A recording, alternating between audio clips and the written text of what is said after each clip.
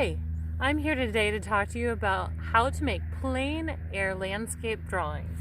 The materials that you'll need first are a piece of paper, a pencil, a book of some sort to draw on, and crayons. Oh yes, we're doing this with crayons. Also need a towel.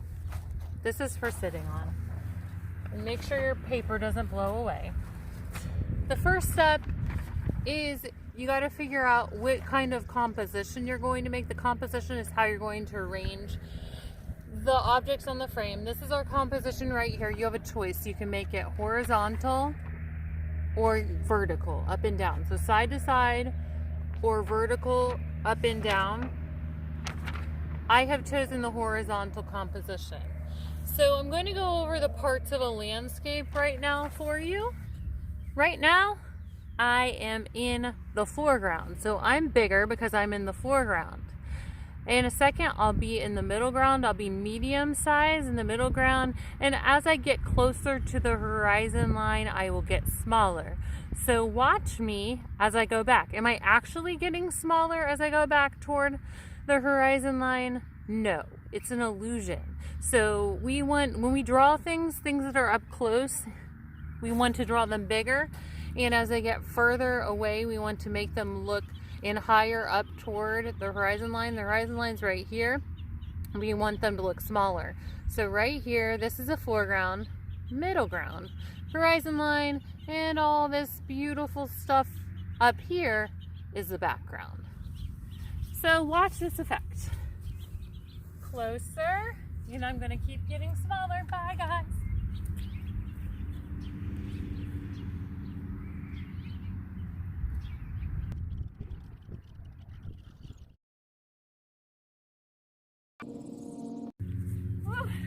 I'm back. That was quite a muddy trip. So let's move on as soon as I catch my breath. So now we're ready to sketch our composition. Do you remember the rap that I made up about sketching? I'll refresh your memory. Are you ready? A boom boom tsh, a boom boom tsh.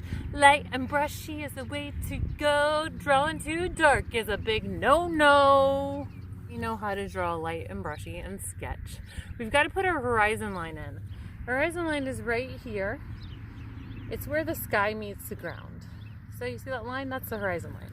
So when we're drawing a landscape, we always need that. So we're going to sketch that across the page. Can I draw that this way? It's not going to be perfect. You're going to get the idea though. Okay. And then I'm going to try to turn around and sketch my composition in a way that you can see it. And later we'll color it in. So I'm just going to put some trees in. This is not going to be perfect. They go up like this. This one goes around like this. Okay, good. We're going to do trees along here. Trees going up here. Yep. And then the rest is grass. So that's super easy. So up in our background, we have the sky and we have the clouds. So we're going to get out our crayons. And when you're coloring this in, I'm going to let you choose how you color it in. You can color it in solid, like make the sky all like white solid cloud with blue solid sky, and the trees you can color them one green and the grass one green. Or if you want to get more creative and follow the lead of the impressionists like Claude Monet or post-impressionists like Vincent van Gogh, you can use lines and be more expressive. That's what I'm going to do. So I'm going to choose some blues as we're here. What kind of blues should I choose? Pull some of those out of there. Get ready to go. Guess I'll work on my sky first. Ooh, broken. If you want to be like Van Gogh, you can choose different colors. Look at the sky and ask what colors are in there. Well, it's not sunset, so there's not very many clouds going on. So the wind is not helping me. I'll put my blue crayons down here. And I'm just gonna go. I'm gonna leave some white places open here, and I'm just gonna go. I'm gonna scribble. I'm gonna have fun. With the post-impressionists particularly, you can really scribble and have it. Oh, I'm not even showing you what I'm doing. Sorry. You can really scribble and have a good time. This isn't going to be just like it. It's going to be an impression as I go. So I encourage you to do this if you feel like it. So maybe your landscape has more things than mine does. Maybe you have houses and trees. Just sketch those in there too as you're working. The sky isn't very colorful actually, but I'd like it to be more colorful. So I want to add some more color in there. I'm leaving those clouds light.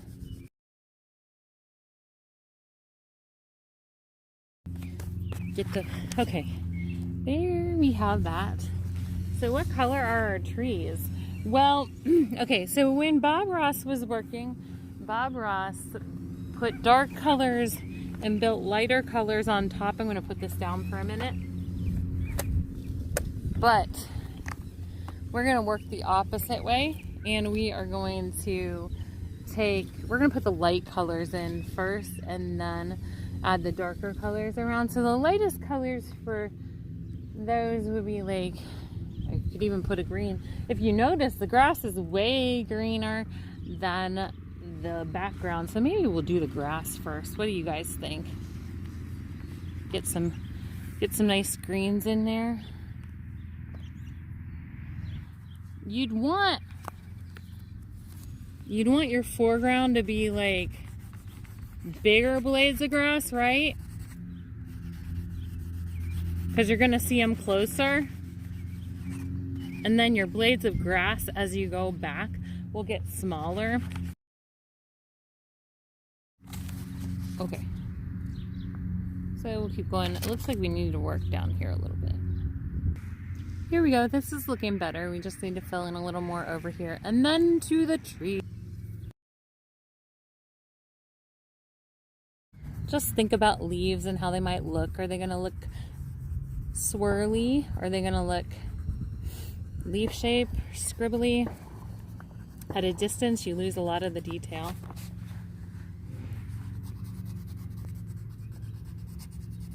Okay, so let's see what we can do.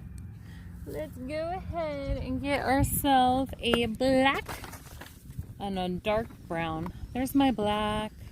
Black is a value, and a dark brown. I see another one in there, but this one will do. Okay.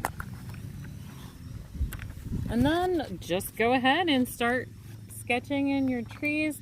If you don't want to cover over that green, you don't have to. I'm going to go ahead and maybe I want to do that with the brown.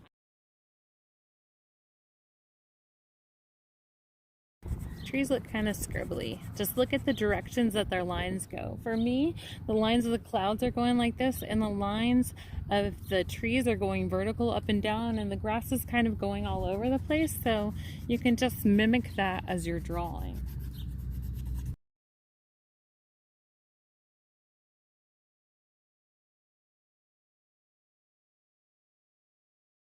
We're almost done. Not bad for a few minutes work. How's it going? What else does it need? What do you think? It's good to be able to step back and ask yourself, what does my artwork need? I think it needs a little more just pure green in here for the grass. You can see more detail in the foreground. So it's going to give my artwork more depth. And I'm kind of feeling like I need to go back in here with some blue and fill that in there. Should I go back in with a little black? Just a tiny bit. Give them some definition there with the black line. Give them some, give them a little value.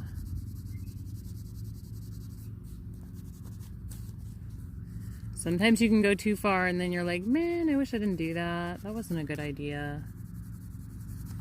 Okay, maybe I should stop. What do you guys think? Well, this is my impression. Your impression might be totally different. And, oh, I see, you see these trees right over here. And I didn't even put those trees in my composition. I kind of, well, did I? Maybe I forgot what I was drawing. It's all right. It's my impression, so it doesn't have to be perfect. No, neither does yours.